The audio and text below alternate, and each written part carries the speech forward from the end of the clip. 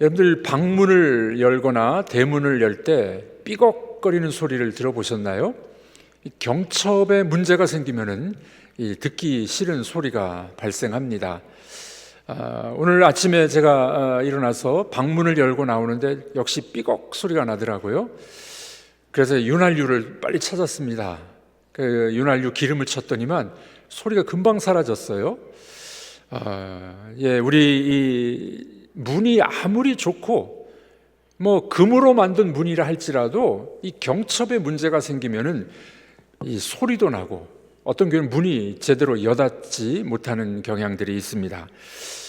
오늘 어버이 주일에 우리가 한 가지 꼭 기억하실 말씀 단 한마디입니다. 부모 공경은 가정의 문을 여닫는 경첩입니다.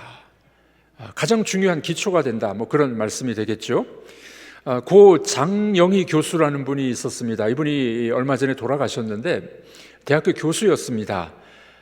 몸에 장애가 있는 분이에요. 소아마비로 고생하신 분입니다. 어렸을 때부터 어머니가 이 장영희 교수를 업고서 학교를 다녔습니다. 옛날에는 그러지 않았습니까? 어머니들이 업고 다녔는데 눈이 오는 날이면은 어머니가 일찍 일어나서 집 앞 대문을 막 쓸어놨습니다. 수업 중에도 혹시 화장실을 갈까봐 어머니는 집에 가지 못하고 학교에서 대기했다가 쉬는 시간에 아이를 업고 화장실을 가는 그런 어머니였다고 합니다. 한평생 그 딸을 위해서 수고하셨던 어머니, 이 장영희 교수가 일찍 죽습니다. 어머니보다 먼저 죽는데 이 마지막 눈을 감으면서 던진 한마디가 있습니다. 철학적인 이야기도 아니었고요, 어떤 유언도 아니었습니다. 단 한마디, 엄마 하고 눈을 감았다고 합니다. 고 장영희 교수는 자기 책에다 이렇게 기록하게 됩니다. 어머니는 사명처럼 십자가처럼 나를 업고 다니셨다, 이렇게 기록을 하게 됩니다. 여러분, 우리 인생의 가장 또 이 절망과 어려움의 순간 또는 마지막 순간에 부르는 한마디는 뭘까요? 어머니 또는 아버지, 부모의 이름을 우리가 부르고야 되지 않겠습니까? 이유가 뭘까요? 우리 부모의 수고와 눈물 속에 우리가 성장했기 때문에 그렇습니다. 넘어질 때 가장 먼저 손을 잡아준 분이 바로 부모님이셨습니다. 성경은 뭐라고 이야기합니까? 부모 공경은 단지 윤리적인 이야기가 아니야. 부모를 순종하고 공경하는 것은 가정의 기초고 신앙의 기초라는 겁니다. 신앙의 기초예요. 왜 그런 줄 아십니까? 여러분, 눈에 보이는 부모를 순종하지 못하고 공경하지 못하는 사람이 눈에 안 보이는 하나님을 순종하고 공경할 수 있겠습니까? 그거 거짓말이에요. 눈에 보이는 부모에게 순종할 줄 아는 사람이 하나님께도 순종할 줄 알게 됩니다. 여러분, 우리 요즘에 학교가 참 어렵죠? 학교가 막 공교육이 무너져서 선생님들이 힘듭니다. 젊은 선생님들이 그렇게 어렵게 임용고시 합격하고 몇 년 만에 그만두는 경우들이 있다고 합니다. 왜 그렇습니까? 아이들이 너무 힘들게 하는 거예요. 부모들이 와가지고 힘들게 하는 거예요. 근데 여러분들, 그 선생님의 말씀에 불순종하는 아이들, 권위에 순종할 줄 모르는 아이들을 자세히 보면요, 집에서부터 순종을 배우지 못했기 때문에 그렇습니다. 부모에게 순종할 줄 모르는 애들은 선생님을 대드는 거예요. 부모에게 순종 못하는 사람은 하나님께 순종을 못합니다. 그러니 이 순종이라는 말씀은 우리 가정의 가장 기초이고 베이스이라는 것을 우리가 알게 됩니다. 그래서 오늘 본문은 뭐라고 이야기합니까? 부모를 공경하고 순종하는 것은 가정의 문을 붙잡고 있는 경첩이다. 제일 중요한 경첩이다. 이렇게 말씀을 하고 있습니다. 우리가 이 6장을 읽으셨는데 앞에 5장 21절에 이런 말씀이 있습니다. 그리스도를 경외함으로 피차 복종하라. 그리스도를 믿는 사람들은 그리스도에게 순종하듯이 피차 순종하라는 말씀입니다. 그래서 6장에는 어떤 말씀이 나옵니까? 6장에는 부부간에도 서로 순종하고 복종해라. 부모와 자식 간에도 복종해라. 종과 상전의 관계도 서로 복종해라. 이렇게 말씀이 나오게 되는 겁니다.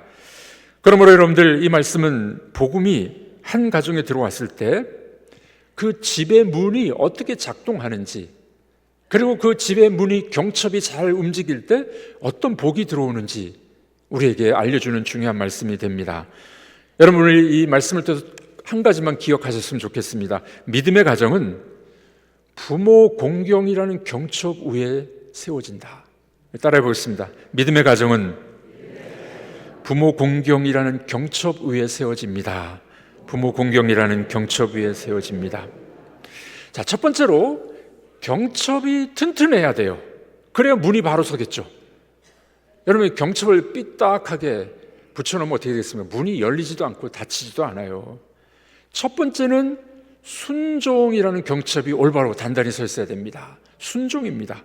1절 말씀이죠. 우리 다 같이 읽어보겠습니다. 자녀들아, 너희 부모를 주 안에서 순종하라. 이것이 옳으니라. 자녀들아, 너희 부모를 주 안에서 순종하라. 이 순종하라라는 단어는 현재 명령형으로 나오고 있습니다. 명령형은 해도 되고 안 해도 되고가 아니라 꼭 해야 되는 말씀이죠. 헬라어에서 현재형은 ing로 번역해야 돼요. 현재 진행형입니다. 한 번만 순종이 아닙니다. 반복적으로, 계속적으로 순종하라, 이렇게 우리에게 명령하고 있는 겁니다. 영어 성경을 찾아보니까 영어 성경도 비슷하게 다 번역을 했습니다. 자녀들이여, children, obey your parents in Lord. 자녀들이여, obey 하라는 거예요. 순종하라는 거예요. 부모를 주님 안에서 순종하라, 이렇게 명령을 하고 있습니다. 여러분, 왜 바울 사도가 첫 번째로 이 순종을 말씀하고 있을까요? 그것은 순종은 자녀가 부모에게 보여줄 첫 번째 단계이기 때문에 그렇습니다. 여러분, 대개 이 순종은 이 어린 아이일 때 순종을 가르쳐야 돼요. 그런 말 있지 않습니까? 나는 도덕적인 모든 것들을 유치원에서 배웠다. 어렸을 때 다 배워야 돼요.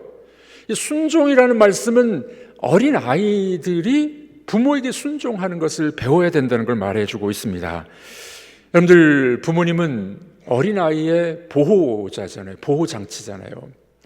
아이들이 부모의 말을 순종하지 않으면요, 어떻게 될지 몰라요. 지 마음대로 살아가다가 사고당하고 위험에 노출되고.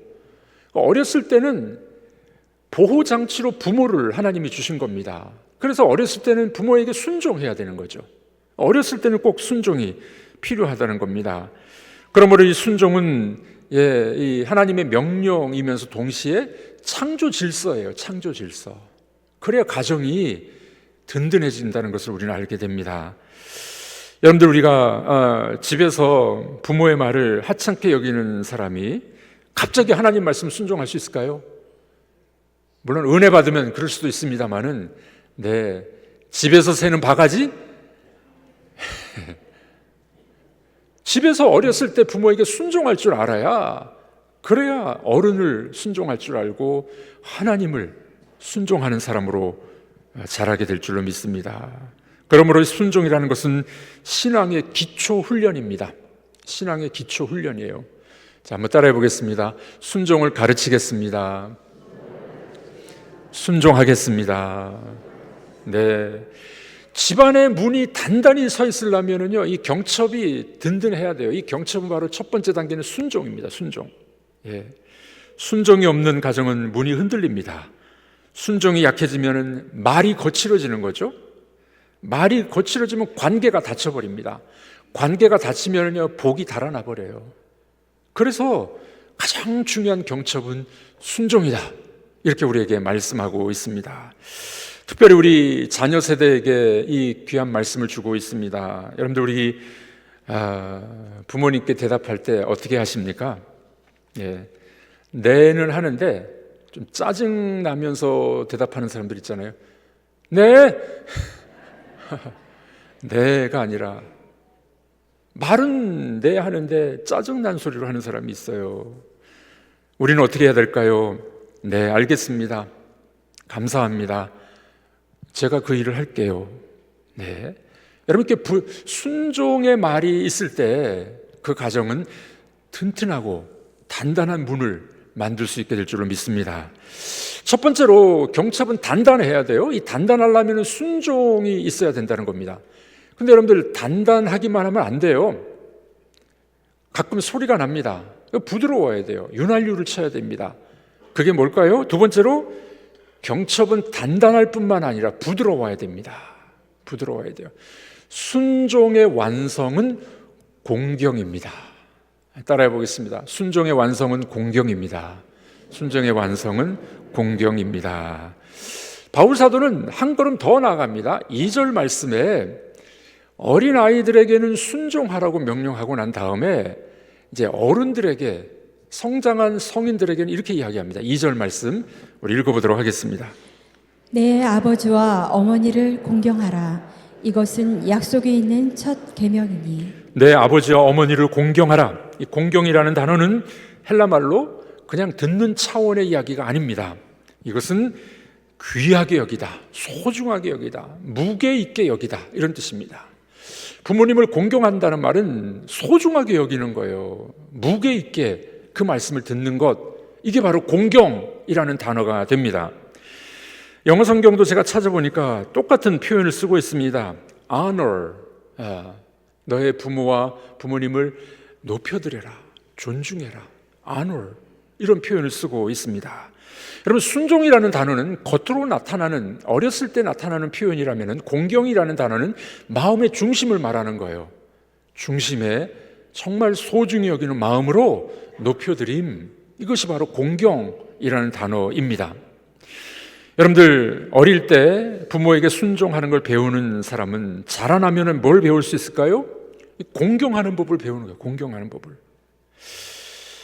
어떤 자녀는 이제 순종을 해요.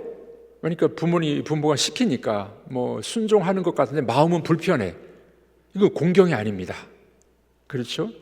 겉으로는 하는 것 같은데 마음속에 불편해. 이게 공경이 아니라는 거예요. 순종은 완전한 마음속으로부터 나오는 것입니다. 예를 들어 볼까요? 네 라고 말은 했는데 마음은 반항하고 있어요.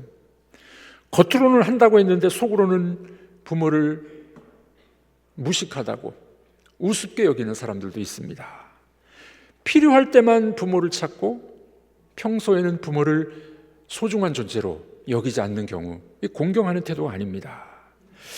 여러분, 그렇습니다. 공경은 부모님이 나에게 가장 소중한 분, 무게가 있는 분, 그것으로 마음속에 자리 잡고 있는 것입니다.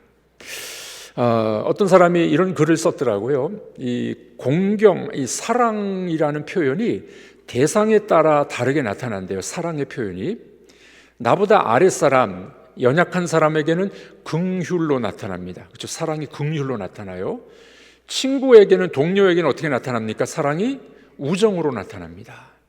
나보다 위에 있는 부모나 연세 드신 분들에게 뭐로 나타나요? 공경으로 나타난다는 거예요. 아주 중요한 말이겠죠. 여러분들, 이 사랑은 그런 것입니다. 아랫사람, 연약한 사람에게는 긍휼의 마음이 있어야 돼요. 친구들에게는 우정이 있어야 돼요. 손윗사람에게는 공경의 마음이 있어야 됨, 그런 이야기를 하고 있습니다. 그러므로 우리 이 부모는 체면 때문에 내가 모시는 대상이 아니라 공경의 대상입니다. 그게 바로 사랑의 표현법이게 되겠습니다. 여러분, 오늘 성경이 우리에게 주시는 메시지는 단순합니다. 경첩은 단단해야 돼요. 순종하는 것이 이 경첩의 첫 걸음이죠. 단단하기만 하면 안 돼요. 기름칠을 해야 돼요. 윤활유가 필요합니다. 그게 뭐라고요? 공경. 공경이 따라와야 부드럽게 움직이게 됩니다. 그러므로 여러분들, 우리에게 필요한 것은 뭘까요?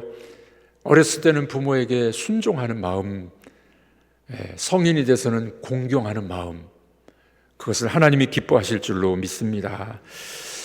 우리 자녀들이, 우리들이 기억하면은 옛날에 우리 부모님들이 어떤 일들을 하셨나요? 자녀들이 아플 때, 갓난아기 태어나서 그렇죠, 몇 년 안 되면 많은 병치레를 하잖아요. 자녀들이 아프고 밤새도록 열이 나면은 부모가 잠을 못 자요. 그렇죠? 그런 경험들 다 있으시죠? 우리 첫째 아들이 몇 개월 안 됐을 때였습니다. 이제 막 이유식을 시작할 때였는데, 미국에 이 프롬이라고 좀 자두 큰 걸 말린 게 있어요. 얘가 잘 그걸 먹어가지고 제가 먹였습니다. 손을 이렇게 꼭 잡고 먹였는데 이 녀석이 빠는 힘이 얼마나 센지 큰 자두씨가 쏙 넘어가 버렸어요. 아유, 큰일 났네요. 막 울고 밤새도록 열이 났어요. 저희는 잠을 못 잤습니다. 응급실에 갈까 말까, 돈이 없어서 가지도 못하고 배에다 손을 얹고 기도했습니다. 아빠 손은 엄마 손은 약손 하면서 감사하게도 새벽에 이 녀석이 응아를 했는데 그 자두씨가 쑥 나와버렸어요. 아마 그 작은 소장을 통과하면서 많이 아팠던 것 같아요. 우리 자녀들이 아프면 밤새도록 부모는 그 옆에서 병간호하지 않습니까? 자녀들이 실수하면 부모들이 옆에서 마음을 졸입니다. 시험 치고 난 다음에 결과를 기다릴 때 이 자녀보다도 부모의 마음이 더 쫄리는 거예요. 떨리는 겁니다. 우리가 넘어졌을 때 이렇게 세워주고 울었던 분이 바로 부모님이 아니었겠습니까? 여러분, 그러므로 이 공경이라는 말은 그 부모를 소중하게 여기는 마음, 그분들의 은혜를 기억하면서 내 인생의 무거운 존재이십니다, 소중한 분입니다 를 인정하는 것이 바로 공경이라는 겁니다. 여러분, 그러므로 나이가 들수록 더 필요한 덕목은 공경이에요. 어렸을 때는 순종을 배워야 되고요, 성장해서는, 성인이 돼서는 공경할 줄 아는 그리스도인이 되어야 될 줄로 믿습니다. 여러분들 전화할 때 어떤 말투로 전화하십니까? 우리 보통 그런 말 많이 하잖아요. 아빠, 엄마, 한 번만 더 말씀하면 100번을 드려내, 100번. 어르신이 되면은요, 노인이 되면은 한 말 또 하고 또 하는 거예요. 여러분들도 나이 먹어보면 그러지 않겠습니까? 그래도 어떻게 해요? 처음 듣는 것처럼 힘들지만 들어주는 것, 이 공경의 태도가 아닐까요? 부모님과 의견이 달라도 무시하지 않는 겁니다. 부모님은 옛날 분이라서 옛날 생각대로 할 수 있어요. 그러나 의견이 달라도 우리가 무시하지 않는 것입니다. 부모님은 몰라도 돼요, 내가 알아서 할 거예요, 그게 아니라 참고해서 제가 잘 해보겠습니다. 안 그런 것처럼 다 쳐다보시는데 다 그런 경험들이 있지 않습니까? 부모님을 소중히 여기고 무겁게 여기는 사람은 그렇게 쉽게 대우하지 않는다는 겁니다. 여러분, 아버지 생각은 어떠십니까? 어머니 의견을 듣고 싶습니다. 덕분에 제가 이렇게 성장했습니다, 감사의 말을 전하게 될 때 이게 공경의 태도가 될 것입니다. 여러분들, 집안의 문이 튼튼하려면요, 순종해야 돼요, 기름칠을 해야 됩니다. 공경하면은 문이 잘 열리게 될 줄로 믿습니다. 오늘 성경은 이렇게 이야기해요. 순종과 공경으로 경첩이 단단하고 부드러우면은 문이 잘 열리겠죠. 열린 문으로 뭐가 들어올까요? 세 번째로 성경은 이렇게 이야기합니다. 경첩이 살아있으면 복이 들어온다. 따라해 보겠습니다. 경첩이 살아있으면 복이 들어옵니다. 아멘이십니까? 제 말이 아니라 오늘 본문 3절이 그렇게 이야기합니다. 3절 다 같이 읽어보도록 하겠습니다. 이것은 약속 있는 첫 계명이니 이로써 내가 잘 되고 땅에서 장수하리라. 이것은 뭡니까? 순종과 공경, 이것은 약속 있는 첫 계명이니, 10계명의 제 5번째 계명이 부모 공경 아닙니까? 약속 있는 첫 계명이니 네가 땅에서 잘 되고 장수할 거야. 여러분, 잘 되기를 원하십니까? 이쪽은 안 원하시는 것 같아요. 잘 되기를 원하십니까? 장수하기를 원하십니까? 이렇게 하라는 거예요. 이것은 네가 땅에서 잘 되고 장수하는 길이야.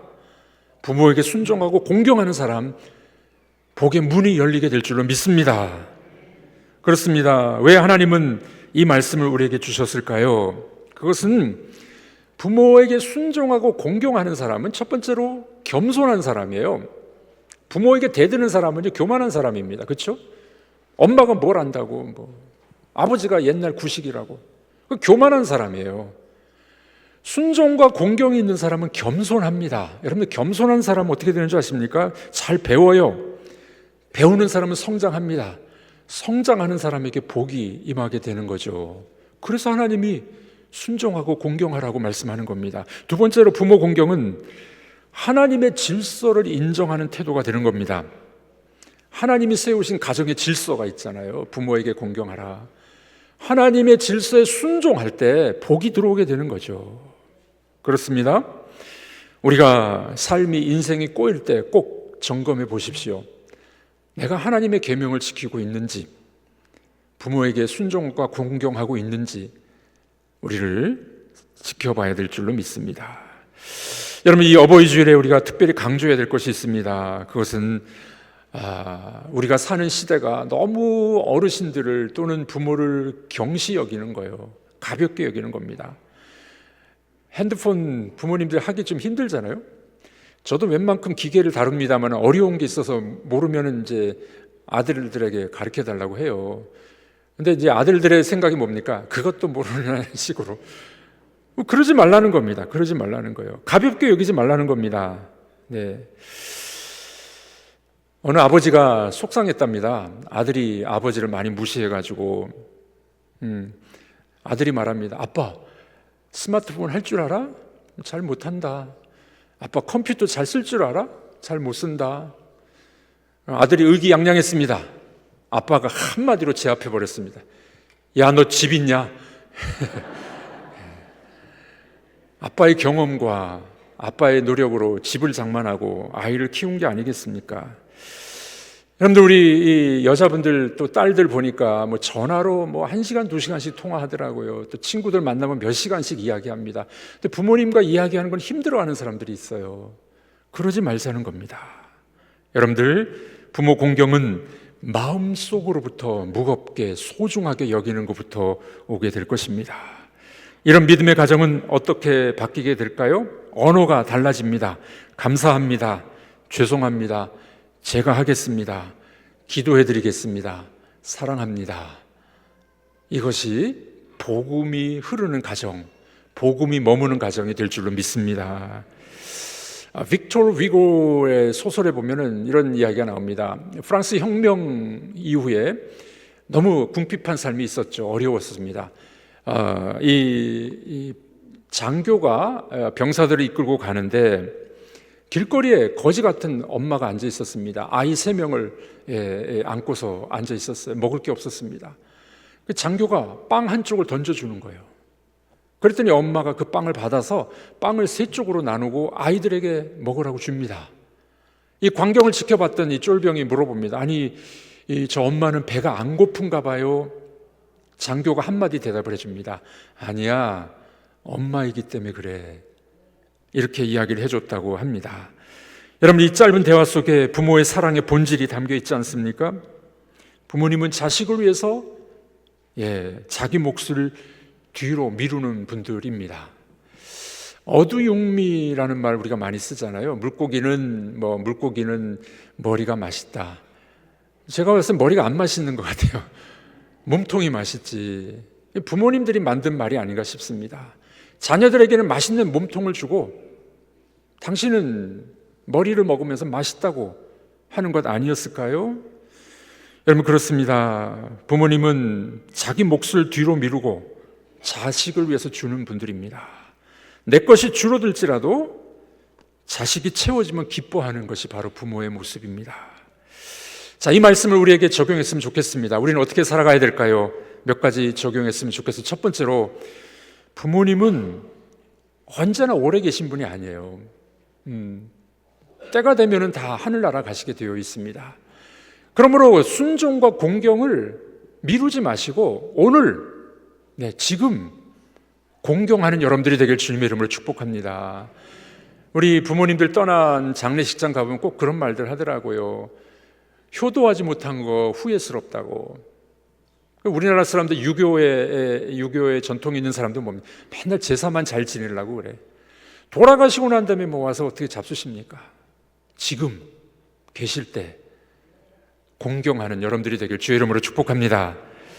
두 번째 적용입니다. 부모님의 마음을 안심시켜 드렸으면 좋겠습니다. 우리 어렸을 때 아이들이 부르는 노래가 있었잖아요. 아빠 힘내세요. 우리가 있잖아요. 지금도 좀 말씀하시면 어떨까요? 어머니, 아버지 힘내세요. 저희가 있습니다. 여러분, 이런 말은 돈보다도 큰 위로가 될 줄로 믿습니다. 세 번째로 제일 중요한 것 중에 하나는 뭡니까? 말투를 바꾸십시오. 말투를 바꿔야 됩니다. 우리가 말투만 바뀌어도요, 존경하고 공경하는 마음이 생기게 됩니다. 왜요? 라기보다는요, 네, 말씀해 주세요. 알아서 할게요. 가 아니라 잘 생각해 보겠습니다. 그건 틀렸어요. 가 아니라 제 생각은 이렇습니다. 여러분, 말투를 바꾸는 거는요, 우리 태도가 바뀌는 거예요. 마음이 바뀌는 거예요. 우리 부모님께 공경의, 존경의 말을 쓰는 우리 그리스도인들이 되기를 바랍니다. 네 번째 적용입니다. 실제로 돌아보시기를 바랍니다. 성인이 된 자녀들, 월급을 받는 여러분들, 용돈을 드리시기 바랍니다. 효도, 공경, 뭐니 해도 머니가 필요합니다. 노인이 되면은 경제적으로 많이 위축이 됩니다. 그 필요한 용돈을 드리는 거죠. 저는 결혼 주례를 할 때, 요즘엔 주례도 잘 안 부르더라고요. 결혼 주례를 할 때 꼭 그 이야기를 합니다. 신랑 신부에게 양가 부모님께 똑같이 용돈을 보내주십시오. 액수는 말하지 않습니다. 작아도. 여러분들, 연세 드신 부모님을 여러분 경제적으로 도와주는 것 얼마나 중요한 일이 됩니까? 저희 가정은 이 양가 부모님께 계좌 이체를 해놨어요. 지금도 드리고 있습니다.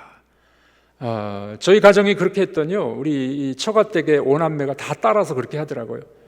저희 장인어른은 부자는 아니지만 궁핍하질 않아요. 5 자녀가 다 용돈을 드리니까. 부모님이 아프실 때 병원에 동행하는 것, 건강을 살펴드리는 것, 생활에 불편함이 없는 것 찾아보는 것, 이런 것들이 바로 공경의 좋은 태도가 될 줄로 믿습니다. 이미 부모님이 하늘나라 가신 분들은 어떻게 할까요? 그 부모님의 사랑과 은혜를 기억하고 자녀들에게 전수해 주십시오. 부모에게 이렇게 공경하는 거야, 하나님을 이렇게 공경하는 거야, 가르치는 여러분들이 되기를 주의 이름으로 축복합니다. 오늘 말씀 한 문장입니다. 여러분들, 믿음의 가정은 여러분들의 복이 들어오려면 어떻게 해요? 경첩이 튼튼해야 돼. 그건 뭐라고요? 순종과 공경. 그때 여러분들 그 문으로 복이 들어올 줄로 믿습니다. 그 문으로 평안이 들어오게 될 줄로 믿습니다. 그 가정이 복음이 머무는 집이 될 줄로 믿습니다.